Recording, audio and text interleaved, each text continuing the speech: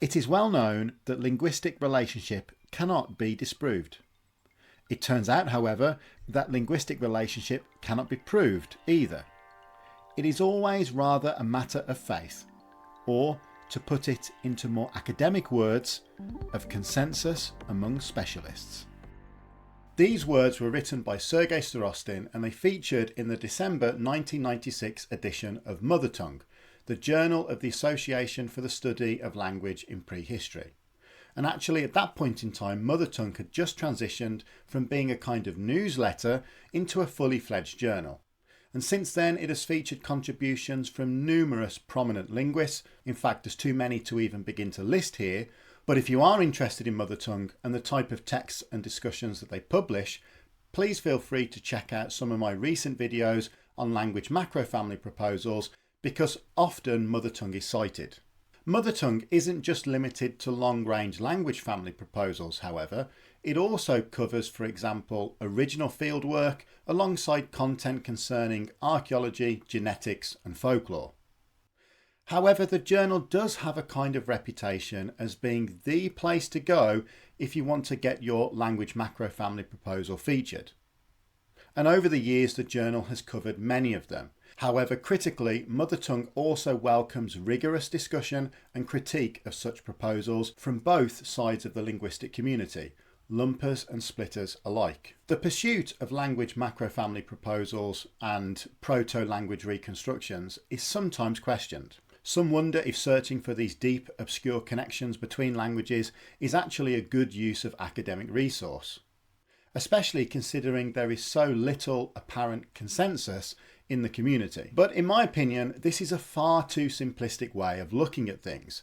A lot is stimulated by the discussion surrounding these proposals in the literature. Firstly, it often raises the game of the linguists involved, both those who are behind the proposal and also those linguists who choose to review and critique it. For example, famed linguist Larry Trask noted how he benefited tremendously from participating in the 1995 to 1996 debate on the inclusion of Basque in the Dene-Caucasian hypothesis. Secondly, they are often the catalyst for interdisciplinary contributions, as we saw with geneticists and archaeologists as they put in their 2 cents on the Proto-Pontic hypothesis. And finally, such proposals often enhance our knowledge of the languages involved. For example, Juliette Blevins is often praised for her contribution to Basque linguistics, despite her Proto-Indo-European Eoskarian hypothesis not yet reaching consensus amongst the community. Michael Fortescue with his Uralo-Siberian hypothesis also gets similar plaudits. And as Bakker noted in 2020, serious language macrofamily proposals are actually quite rare in the literature and often take decades to reach some form of consensus. Of course, it's not all about disagreement. There are some large language family proposals which are almost universally accepted. Now, I don't want to say universally accepted because you'll always find someone who is willing to disagree just to go against the grain. In fact, just the other day, I read in a journal published by Brill a serious article basically calling into question the existence of the Indo-European language family. That being said, even when a language family is widely accepted, it does not mean that we have agreement amongst linguists regarding how to reconstruct the proto-language. There's still plenty of opportunity for discussion and debate regarding phonology, morphology and reconstructed forms. Now, a recent comment on one of my videos suggested that I make some content covering how to critically evaluate a tenuous language family proposal. And I thought, hey, this is a pretty good idea and it's sure to get some views. And then I thought actually we could revisit Peter Bakker's review of the Proto-Indo-European Eoskarian hypothesis, because this review for me is kind of like the gold standard in terms of how to critically evaluate such a proposal.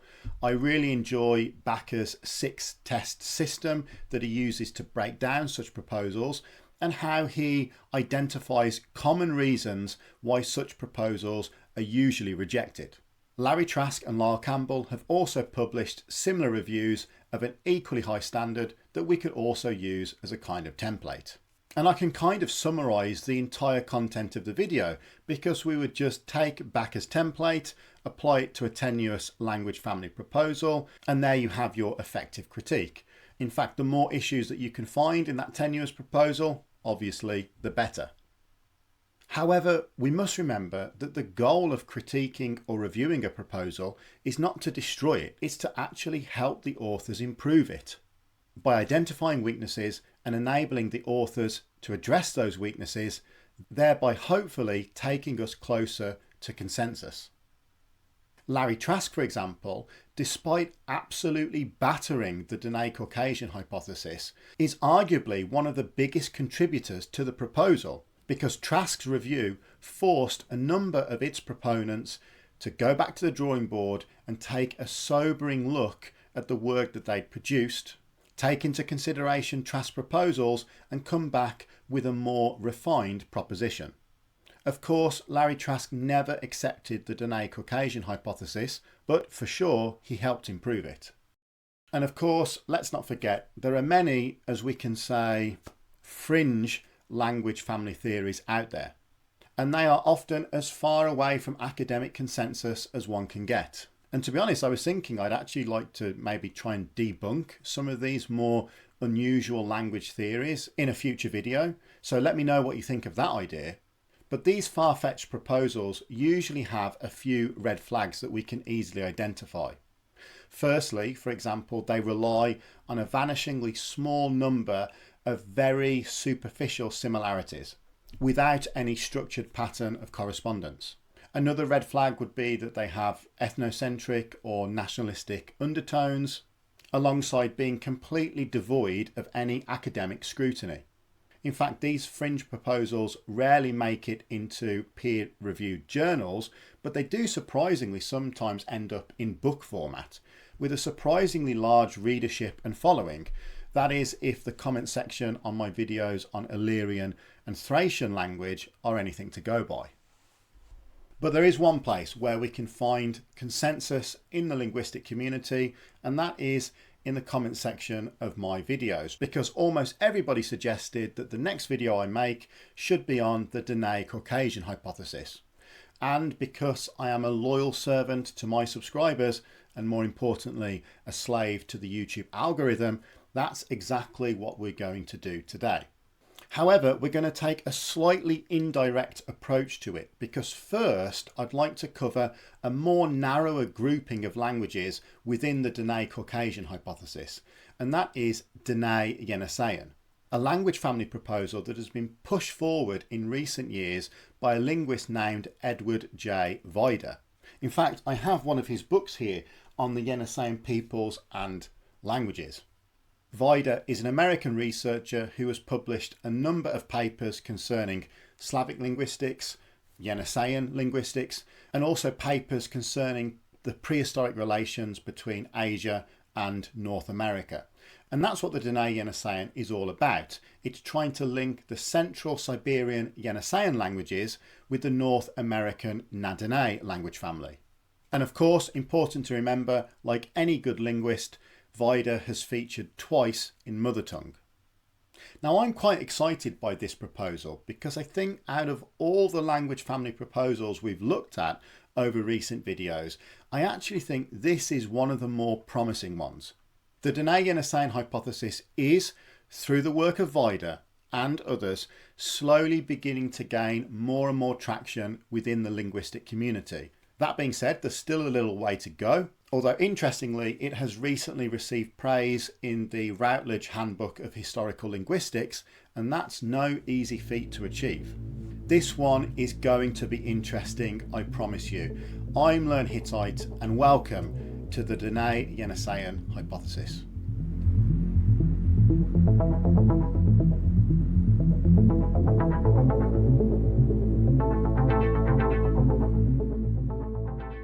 Italian linguist Trombetti in 1923 was likely the first person to specifically suggest a linguistic relationship between Na-Dene and Yeniseian. Trombetti came to this conclusion based on a few look-alike words, although it has to be said some are striking indeed. Merit Ruchlen in the 90s as part of the Dene-Caucasian hypothesis, suggested that Na-Dene and Yeniseian have a closer relationship than other languages inside the hypothesis. However, the present-day form of the Dene-Yeniseian hypothesis didn't take shape until a particularly important event in 2008. In a story similar to that of the Indo-Uralic hypothesis, in 2008 a number of respected linguists from around the world attended a symposium in Alaska where Edward J. Vida presented his Dene-Yeniseian hypothesis, alongside supporting work from others. The attendees of the symposium included the likes of Eric Hamp, yes, Hamp once again features in one of our videos, Joanna Nichols and Michael Fortescue. Following the symposium, Vida has furthered his work on the hypothesis and published a number of well-received works on the idea. So it all sounds good so far. Let's get some background to the hypothesis in terms of what languages are exactly involved, where and when. So the Na-Dene language family consists of Tlingit, Ayak and the Dene or Athabascan subfamilies. Navajo is probably the most famous language from the group, and we can see the geographic distribution of the languages here. Next up, we have the proposed partner of the Na-Dene languages, the Yeniseian family. A fabulous book to pick up if you're interested in Yeniseian studies is Vida's 2001 work, Yeniseian Peoples and Languages, which is basically a book which documents meticulously the history of Yeniseian studies, including an overview of the data held in archives across the various countries of Central Asia. Interesting stuff indeed. The Yeniseian group consists of the severely endangered Ket language, which according to data from various sources I can find online, probably nowadays doesn't exceed 150 speakers and is likely considerably less. The number of full speakers of the language is likely a handful, for example. Alongside Ket, we have 5 extinct sister tongues, Yuk, Kot, Asan, Arin and Pumpakol.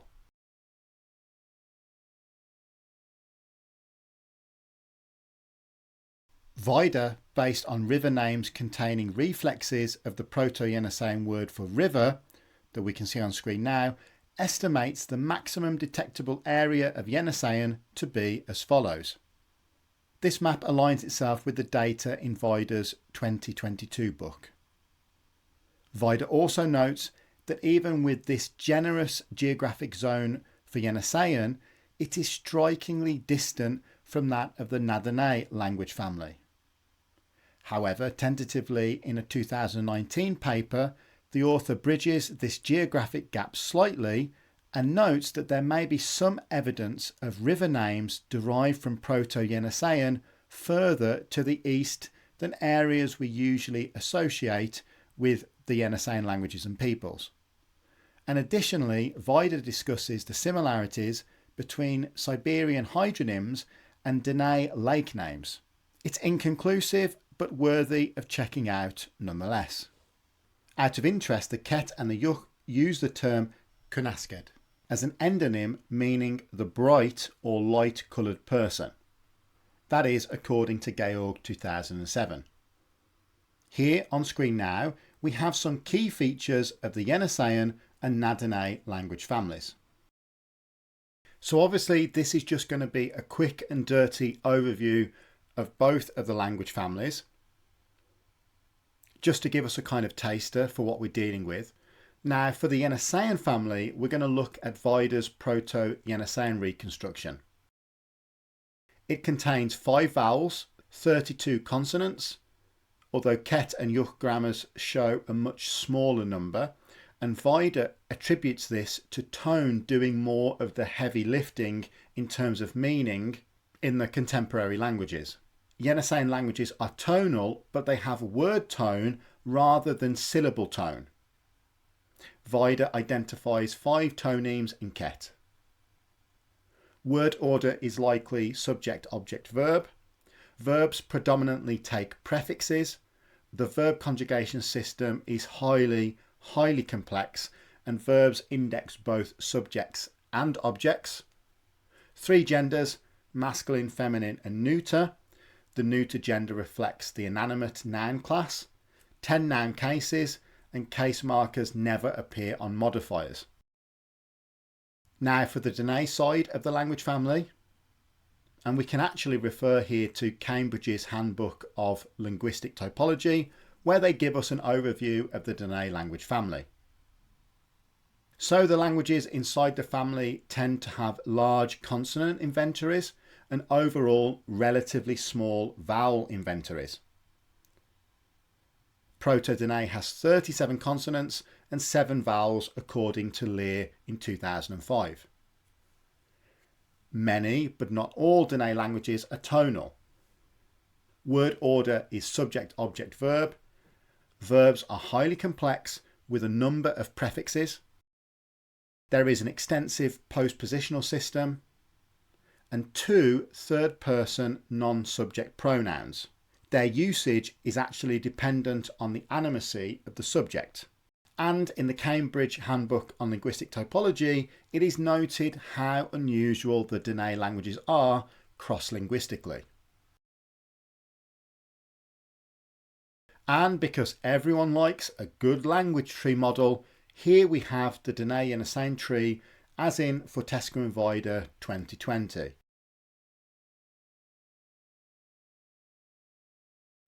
Interestingly, a 2014 paper by Ciccoli and Holton argues for a version of the Dene-Yeniseian tree that looks something like this.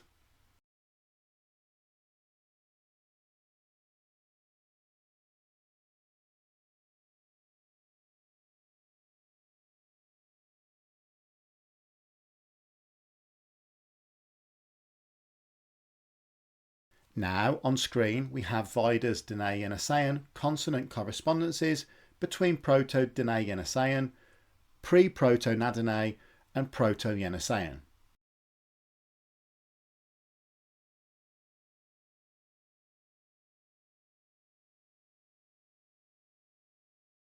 If you're interested, in this 2018 paper you can see the correspondences laid out between the individual component languages. The author notes that the significantly divergent forms of the correspondences is due to the contrasting areal zone influences placed upon each group. Let's take a closer look at these correspondences in action by reviewing a selection of the Dene-Yeniseian cognates and roots highlighted by Vida. But before we go into that, let's go over where Vida is getting his information from. So if needs be, we can verify the data ourselves. For the Dene forms, Vida relies on work by Prowse 1970 and 2005 and Lear 1981 and 1996. Plus there's a dictionary by Edwards which was published in 2009. For the Yeniseian forms, Vida actually uses his etymological dictionary. So in order for us to double check the forms, I will use the comprehensive dictionary of Ket by Kotorova and Nefedov 2015, alongside Werner 2005 and the online database by Stadostin for the Yuch terms. Now the first reconstruction that really jumped out at me was this one, meaning blood, because the inner amateur lumper in me noticed how similar it is to a term we've encountered before. If you cast your minds back to the video I did on Proto-Indo-European Euskarian, you'll recognise Blevins' reconstructed form dol, meaning long, along, run through. Now the Basque term Blevins uses to support this reconstruction is this one, meaning blood. It'll be interesting to see if we re-encounter this Basque term when we later look at Dene Caucasian. But back to the task at hand. Vida states that a Proto-Yeniseian reconstruction can be found in the following Ket compound, meaning blood red sky, god of the sunset, god of the west. Vida notes that this term is restricted to folklore and mythology, and whilst the second part of the compound does mean god, I personally couldn't find any reference to the term in the dictionaries I consulted, nor a meaning for the first part of the compound that meant anything close to red or blood red. So take that for what it's worth. Proto-Dene does, however, have the following reconstructed term, meaning blood, and this can be found in the Eyak language. Generally, I'm a little bit disappointed with this first one that we've looked at. Let's see if we can find some better examples.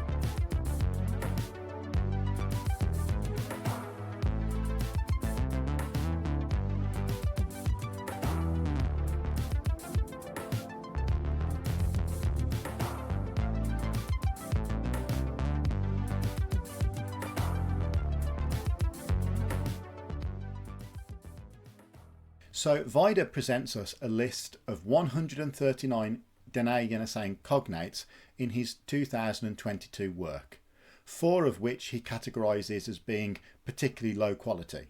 And interestingly, if we go back to the cognate list which appeared in Vida's early work on this hypothesis, we can see that some forms have been reassessed, re-evaluated and removed from consideration.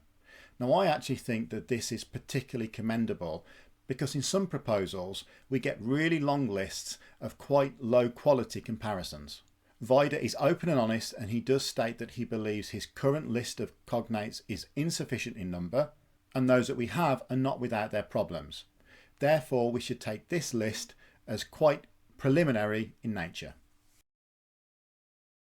When discussing the Dene-Yeniseian hypothesis, it is well worth checking out the following lecture given by Vida in 2021, which is readily available on YouTube. In fact, if you're interested in a much deeper dive into the background of the peoples and the languages involved in the hypothesis, then this is the place to go. Now, when Vida is walking us through his ideas and evidence during the lecture, you can see that he puts a lot of emphasis on the shared prefixing nature of Yeniseian and Na-Dene in terms of verb morphology. In fact, Vida notes that the similarities in verb complexes between Yeniseian and Na-Dene are the most compelling evidence of a genetic relationship, as is verb morphology considered to be one of the most obvious pieces of evidence supporting the internal relationship of the Na-Dene family. Vida has mentioned a number of times how early on in his investigation of the Yeniseian languages, he was struck by the resemblance between the sophisticated verb prefixing system in Ket and the verb affixes in the Na-Dene languages.